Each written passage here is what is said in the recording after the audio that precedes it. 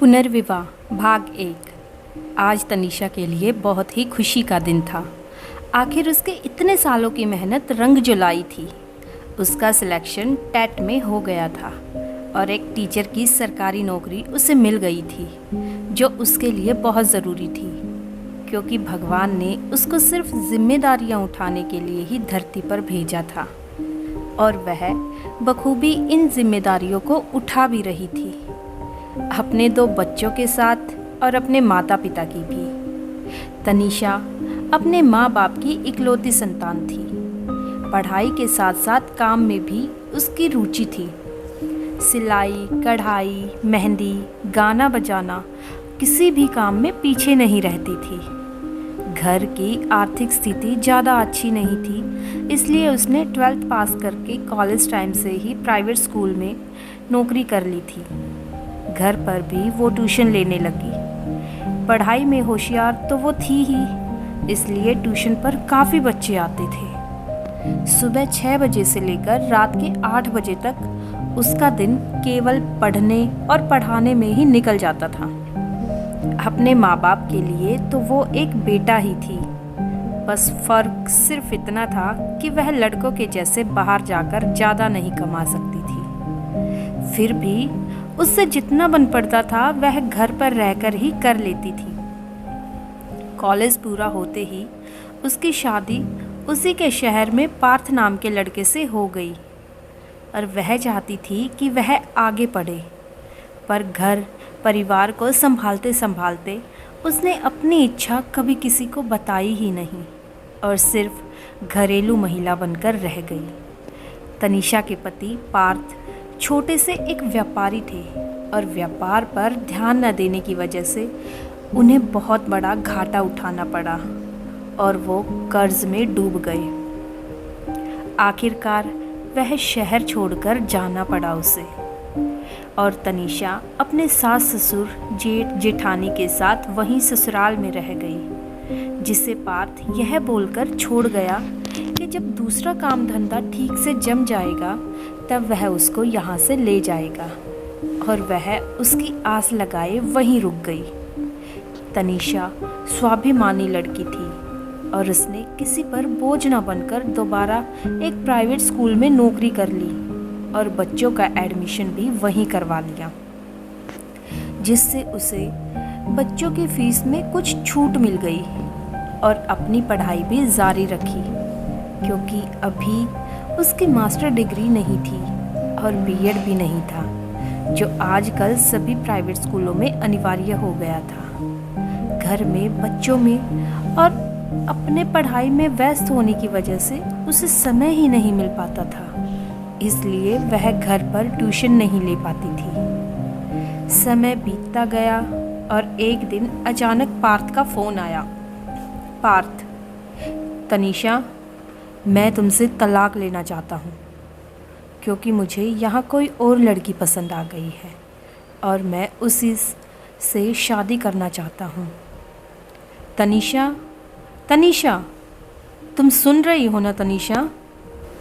और यहाँ तनीषा का हाल तो ऐसा था कि जैसे सिर्फ पत्थर की मूरत खड़ी हो और आंखों से टप टप आंसुओं की धार बही जा रही थी। आखिर उस दिन उसके विश्वास का कत्ल जो हुआ था, जिस पति की आस लगाए उसने 2 साल गुजार दिए, उस पति ने उसे फ़ोन किया और वह भी यह बताने के लिए कि वह उसे तलाक देकर किसी और से शादी करना चाहता है। जैसे तैसे उसने खुद को संभाला, लेकिन उसके दिमाग में जाने कितने सवाल मंडराने लगे थे। कैसे वह अपने बच्चों को संभालेगी, कैसे अकेले उनकी परवरिश करेगी, उसके माँ बाप को पता चलेगा तो उन पर क्या बीतेगी। क्या उसे अपने हक के लिए लड़ना चाहिए या उस रिश्ते से, उस इंसान से हमेशा के लिए छुटकारा ले लेना चाहिए जो उसका कभी था ही नहीं। यह फैसला उसकी ज़िंदगी का सबसे बड़ा फैसला था और आखिर में उसने पार्थ को तलाक देने की सोच ली, क्योंकि अगर वह अपने हक के लिए लड़ती और अगर परिवार और समाज के दबाव में आकर पार्थ उसे अपने साथ ले भी जाता, तो भी वह विश्वास जो एक बार टूट गया वह दोबारा नहीं जुड़ पाता। इसलिए उसने तलाक लेने और बच्चों की परवरिश अकेले करने का फैसला लिया। हालांकि यह उसके लिए आसान नहीं था, पर किसी ने कहा है ना, कोमल है पर कमज़ोर नहीं, शक्ति का नाम ही नारी है। जग को जीवन देने वाली मौत भी तुमसे हारी है। और आखिर में उसने पार्थ को तलाक दे दिया। तनीषा अपने माता पिता के घर आ गई। पार्थ दूसरे शहर चला गया जहां उसने अपना व्यापार डाला था, और वहीं उसने दूसरी शादी भी कर ली, जिसके लिए उसने तनीषा से तलाक लिया था। और यहाँ तनीषा अपने दोनों बच्चों और माता पिता के साथ अकेली रह गई। उसकी आंखों में आंसुओं का सैलाब गुम था, लेकिन अगर वह रोती तो माँ बाप को कौन संभालता, और अपने बच्चों को रोने की वजह क्या बताती। इसलिए वह मन भरकर रो भी नहीं सकती थी। उसने अपने जीवन का सिर्फ एक ही उद्देश्य बना लिया कि उसे मेहनत करके पढ़ाई पूरी करनी है और एक नौकरी पानी है, ताकि वह बच्चों को भी किसी चीज़ की कमी ना होने दे, और वो एक माँ के साथ साथ एक पिता का भी फ़र्ज़ निभा सके। और बेटे का तो वो निभा ही रही थी। और आज वही खुशी का दिन था जिसके लिए उसने इतनी मेहनत की थी। वह अपने माता पिता और बच्चों के साथ दूसरे शहर चली गई जहाँ उसकी पोस्टिंग हुई थी। अपने सीनियर सर की सहायता से उसको किराए का एक मकान मिल गया, और उसके पिताजी ने भी अपनी छोटी सी जनरल स्टोर की दुकान वहीं पर डाल दी जो वहाँ करते थे। तनीषा को किराए पर जो मकान मिला था, उसके मकान मालिक बहुत ही अच्छे लोग थे और शहर के बड़े व्यापारी भी थे। उनके परिवार में पति पत्नी और 3 बच्चे थे। बड़ा बेटा आरुष 31 साल का, जो तनीषा से 3 साल बड़ा था। उसने उसके छोटे भाई बहन प्रीत और पलक, जो जुड़वा थे, दोनों कॉलेज में थे। और मकान मालिक नीता जी का स्वभाव भी बहुत अच्छा था। इतना बड़ा व्यापार होने के बावजूद उन्हें रत्ती भर घमंड नहीं था। आज तक उन्होंने कभी अपना मकान किराए पर नहीं दिया था। आज पहली बार अनिल सर के कहने पर तनीषा के बारे में जांच परख कर ही मकान किराए पर दिया। तनीषा अपने दोनों बच्चों और माता पिता के साथ एक नए मकान में शिफ्ट हो गई। मकान के अंदर जाते ही बड़ा सा आंगन, दाहिने तरफ एक कमरा, एक किचन और बाएं तरफ एक कमरा, और उसी के बगल में टॉयलेट था। नीता जी की फैमिली भी उसी मकान में रहती थी। बाएं तरफ के ऊपर फ्लोर पर तीनों बच्चों के कमरे, और नीचे आंगन से थोड़ा आगे चल जाकर बाएं तरफ 2 कमरे और दाएं तरफ किचन। हालांकि उनका एक आलीशान मकान था, लेकिन यह उनका एक पुश्तैनी मकान था। और फिर अपनी बेटी पलक की शादी इसी घर में करना चाहते थे वो। घर में पहली बार बच्चों की आवाज़ सुनकर नीता जी की आंखों में आंसू आ गए। उन्होंने बड़े प्यार से बच्चों को गले लगाया और उनके नाम पूछे। नीता जी, बेटा आपका क्या नाम है? तनीषा का बेटा बड़ा 6 साल का था और उसने अच्छे से अपना नाम बताया। मेरा नाम शिव है। लेकिन बेटी छोटी थी तो वह तुतला कर बोलती थी, लिधि। असल में वह रिद्धि बोलना चाहती थी। प्रीत और पलक को उसकी तोतली आवाज़ सुनकर ज़ोर से हंसी आ गई और पलक ने उसे झट से गोद में उठा लिया। पलक, मम्मी ये कितनी क्यूट है। प्रीत, चलो चैंपियन, हम लोग वीडियो गेम खेलेंगे। शिव, ओके चाचू। यहाँ तनीषा और उसके मम्मी पापा सामान रखने में व्यस्त थे। पलक के पिता मुकेश जी और आरुष अपनी दुकान पर थे। उनका सोने चांदी का व्यापार था। तनीषा ने सारा सामान लगा लिया। किचन के बगल वाले कमरे में मम्मी पापा का सामान, और सामने की तरफ वाले रूम में अपने और बच्चों के लिए सोने के लिए बेड, और उसी कमरे में छोटा सा एक मंदिर। तनीषा और उसकी माँ को व्यस्त देखकर नीता जी ने दोनों बच्चों का ख्याल रखा और उन्हें खाना पीना भी खिला दिया।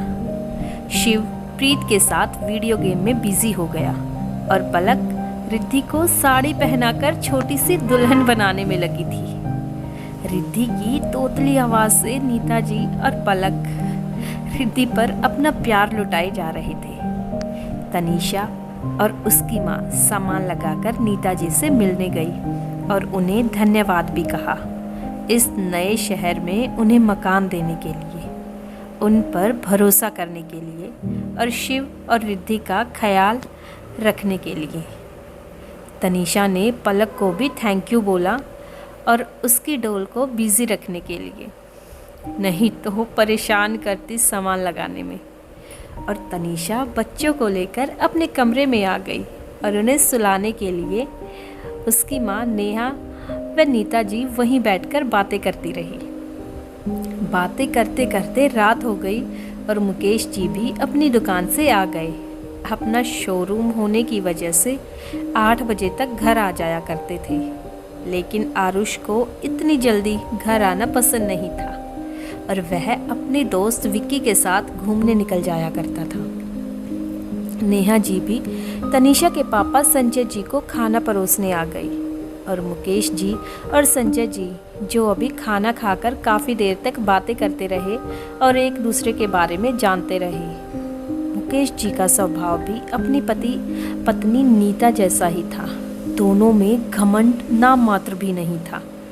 तनीषा आज बहुत ज़्यादा थक चुकी थी, इसलिए बच्चों को सुलाकर वह भी सो गई।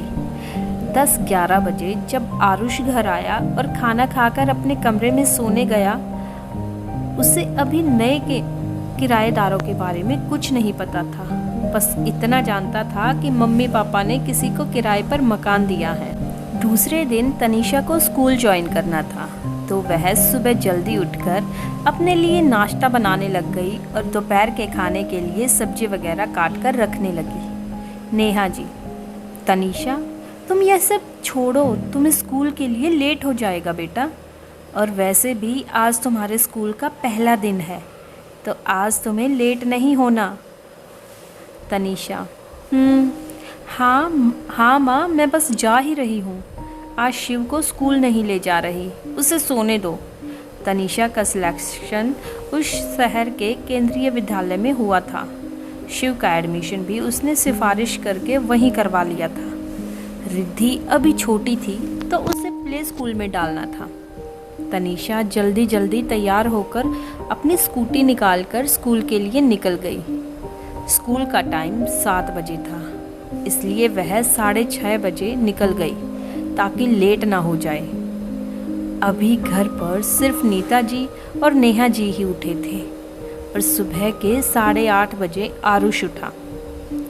वह सुबह जल्दी उठकर जिम जाया करता था। देखने में 6 फुट लंबा कद, बेहतरीन पर्सनालिटी, उसको काफ़ी टाइम हो गया था जिम जाते जाते, और बच्चा पार्टी भी अभी तक उठ चुकी थी। नेहा जी ने उसको ब्रश कराकर एक गिलास दूध पीने को दिया और दूध पीकर सीधा वह अंदर नीता जी के घर चले गए। वहाँ आरुष नीचे हॉल में बैठकर टीवी देख रहा था।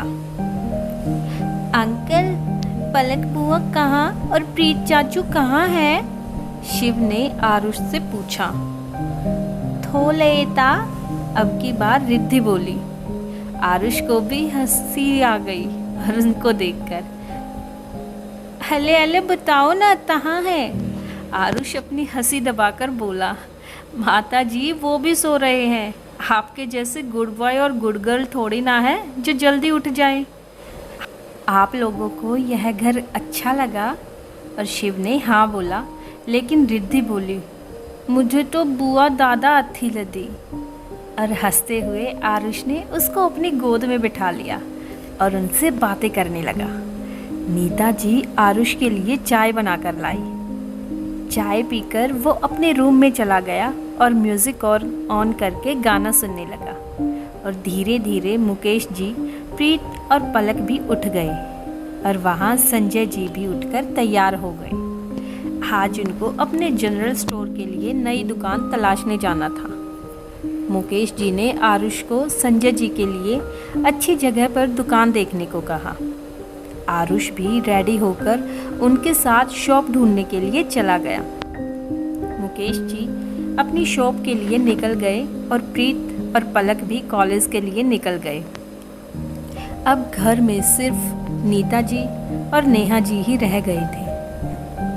पहले नीता जी का दिन अकेले बड़ी मुश्किल से गुजरता था, लेकिन नेहा जी के साथ बातें करते करते दोनों का दिन अब आराम से निकल जाता है और बच्चों की शरारतों की वजह से ही उनका मन बहल रहा है।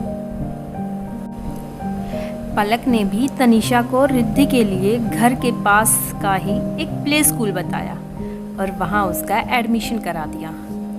क्योंकि तनीषा को स्कूल जल्दी जाना पड़ता था, इसलिए रिद्धि और शिव के लिए उसने एक स्कूल वैन लगवा दी।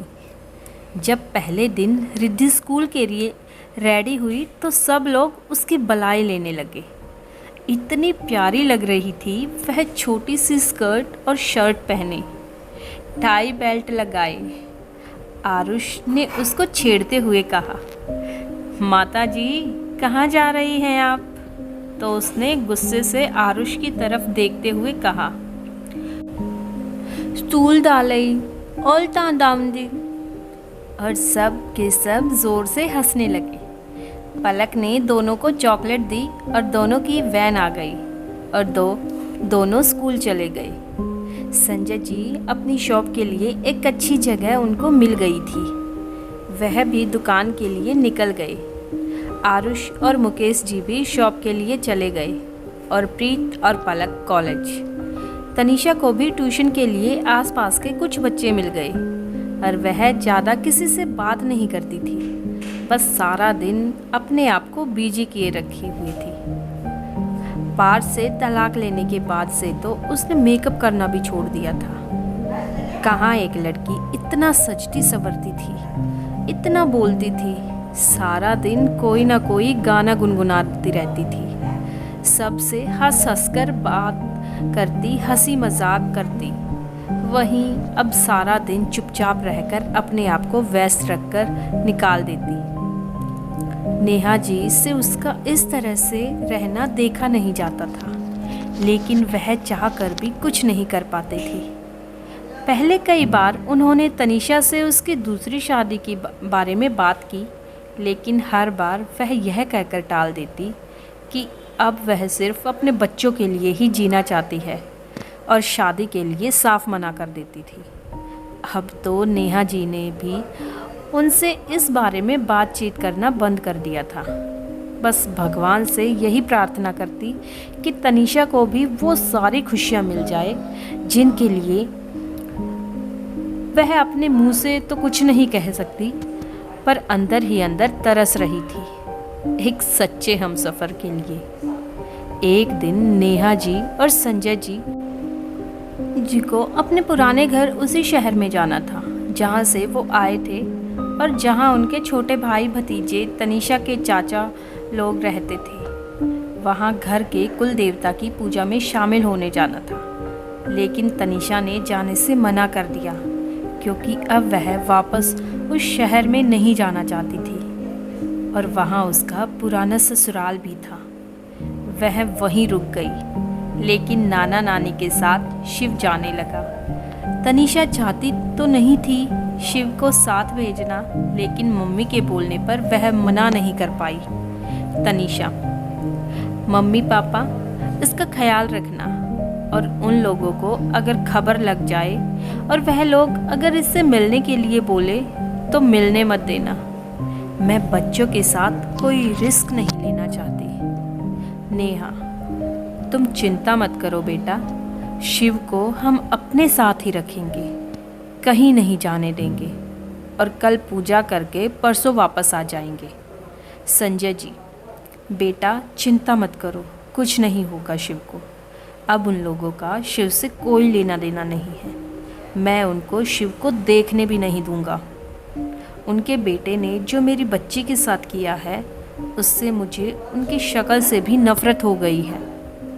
नेहा जी और संजय जी दोनों की आंखों में आंसू आ गए और तनीषा ने खुद पर कंट्रोल करते हुए कहा, मम्मी आप लोग निकल जाइए वरना लेट हो जाएंगे। अपना और शिव का ध्यान रखिएगा। और दोनों लोग शिव को लेकर चले गए। शाम के करीब 7 बजे ज़ोर से दरवाज़ा खटखटाने की आवाज़ आई। कोई लगातार डोर पर बेल भी बजाए जा रहा था। तनीषा अपने किचन में थी और पलक ने भागकर दरवाज़ा खोला और एकदम से चिल्लाने लगी, तनीषा दी, तनीषा दी। तनीषा दौड़कर किचन से आई तो देखा कोई लड़का खून से लथपथ है, हाथ पैर में चोट के निशान है। वह कोई और नहीं, आरुष था। तनीषा ने पहली बार आरुष को देखा था। एक तो वह भी स्कूल और ट्यूशन में बिजी रहती थी और आरुष घर पर कम ही रहता था। विक्की आरुष का हाथ अपने कंधे पर रखे अंदर ला रहा था, लेकिन वह पूरी तरह होश में नहीं था, तो विक्की को भी मुश्किल हो रही थी। उधर मम्मी पापा मंदिर गए थे और प्रीत अपने दोस्त की बर्थडे पार्टी में। पलक भी पूरी तरह काँप रही थी अपने भाई को इस हालत में देखकर। आयुष विक्की से अकेले नहीं संभल रहा था और जैसे ही एकदम से गिरने लगा तो तनीषा ने उसका कंधा पकड़ लिया और आरुष ने भी तनीषा को उस समय पहली बार देखा। सिर में चोट की वजह से पूरी तरह वह होश में नहीं था, लेकिन फिर भी आरुष ने अपनी उसकी आंखों की तरफ देखा। बड़ी बड़ी आंखें जिसमें जाने कितना दर्द था, जैसे वो आंखें जी भर के रोना चाहती हो। विक्की ने डॉक्टर को कॉल किया और पलक ने भी मम्मी पापा को कॉल किया और घर जल्दी आने के लिए कहा। डॉक्टर ने आकर सिर की चोट को साफ करके पट्टी बांधी और दर्द की दवाइयाँ दी। नीता जी और मुकेश जी भी घर आ गए। नीता जी आरुष को इस हालत में देखकर बहुत घबरा गई और थोड़ी देर बाद आरुष को होश आया तो नीता जी ने उससे उसकी इस हालत के बारे में पूछा तो उसने शायद झूठ बोल दिया कि छोटा सा एक्सीडेंट हो गया और विक्की को इशारे से कुछ ना बताने को कहा। और ऐसा करते उन्हें तनीषा ने देख लिया, लेकिन वह चुप रही और आरुष को हल्दी वाला दूध टैबलेट खाने के लिए दे दिया। आरुष उसे ही देख रहा था। उसने आज पहली बार तनीषा को देखा था। लंबे काले कमर तक बाल जिसकी उसने चोटी बनाई थी, माथे पर एक छोटी सी बिंदी, पीले कलर की चूड़ीदार पजामी कुर्ता और लाल दुपट्टा। आंखें बड़ी बड़ी, लेकिन कुछ सूनापन था उसकी आंखों में। तनीषा, आंटी मैं जा रही हूँ, रिद्धि को खाना खिलाकर सुला दूँ। आपको कोई काम हो तो आवाज़ दे दिएगा, मैं आ जाऊँगी। और नीता जी, नहीं बेटा तू आराम कर। और अब तुम्हारा बहुत बहुत धन्यवाद बेटा, तुम ना होती तो पलक यह सब देखकर बहुत घबरा जाती। तनीषा, नहीं आंटी आप थैंक यू को क्यों बोल रही हैं? आप लोग भी तो शिव और रिद्धि के लिए कितना कुछ करते हैं, अपने बच्चों जैसा प्यार देते हैं। अच्छा आंटी, अगर कोई काम हो तो बिना झिझक बुला लीजिएगा। आरुष अभी भी तनीषा को ही देख रहा था और विक्की ने उसकी तरफ अपनी बोहे चलाते हुए इशारे से कहा, कौन है ये? तभी पलक बोली, हमारी किराएदार, शिव और रिद्धि की मम्मी। तब तक तनीषा जा चुकी थी। नीता जी बेचारी कितनी अच्छी लड़की है, कितना अभागा होगा वह इंसान जिसने इतनी होनहार लड़की को ठुकरा दिया। मुकेश जी, नीता, हर किसी को हीरे की परख नहीं होती। नीता जी, सही कहा आपने, कितनी मेहनत करती है यह लड़की। अपने माँ बाप के लिए तो यह बेटा ही है और बच्चों का तो एक पिता से बेहतर ख्याल रखती है, कोई कमी नहीं होने देती उनको। जाने कैसे उस इंसान ने इस बच्ची को धोखा दिया। और जैसे ही उन्होंने आरुष को देखा तो अचानक से चुप हो गई और बात पलटते हुए बोली, आरुष बेटा दवाई खा ले और आराम कर।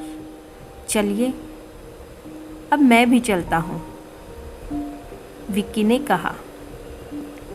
तुझे तो मैं कल बताता हूँ। असल में आरुष का कोई एक्सीडेंट नहीं हुआ था। उसका कुछ लड़कों से झगड़ा हुआ था। आरुष भी दवाई खाकर लेट गया, लेकिन उसे बार बार तनीषा का चेहरा याद आ रहा था और उसकी वह बड़ी बड़ी सूनी आंखें। और कब उसकी नींद लग गई उसे पता ही नहीं चला। दूसरे दिन संडे था तो तनीषा को स्कूल की भी छुट्टी थी। आरुष को भी मुकेश जी ने दुकान पर आने के लिए मना कर दिया था और रेस्ट करने के लिए बोला था। वैसे हर संडे को तनीषा कुछ न कुछ खाने की आइटम बनाती थी, पर इस बार मम्मी पापा नहीं थे तो उसका मन ही नहीं हो रहा था। लेकिन पलक ने जिद की कुछ अलग खाने की। पलक, तनीषा दी, आज इडली सांभर बनाओ ना, क्योंकि मुझे भी सीखना है आपसे। पलक और तनीषा दोनों ने मिलकर संडे को इडली सांभर नारियल की चटनी बनाई। सांभर बहुत टेस्टी था कि तभी विक्की भी आ गया आरुष से मिलने के लिए। पलक, लो विक्की भैया, यह खाकर बताओ कैसा बना है। अरे वाह, यह तो रेस्टोरेंट को भी फेल कर दे। सच में कमाल का टेस्ट है सांभर का। सब ने बड़े स्वाद से इडली सांभर खाए। मुकेश जी ने भी दुकान से कॉल करके खाने की बहुत तारीफ़ की, लेकिन आरुष को चोट की वजह से डॉक्टर ने खट्टा खाने के लिए मना किया था और वह बेचारा मन मारकर बैठा था। दोपहर में जब सब आराम कर रहे थे और वह धीरे से किचन में गया और अपने लिए इडली सांभर ले आया और बैठकर खा ही रहा था कि एकदम से वहाँ तनीषा आ गई। उसे पलक से कुछ काम था और उसने जैसे ही तनीषा को देखा तो एकदम से प्लेट नीचे रख दी। पलक कहाँ है? थोड़ा काम था उससे, ऊपर रूम में होगी। मम्मी भी वहीं है, चली जाइए आप। वैसे अभी आपको खट्टा नहीं खाना चाहिए, वो मैं बस ऐसे ही टेस्ट कर रहा था। वैसे अच्छा बना है, थैंक यू। दूसरे दिन नेहा जी और संजय जी भी आ गए।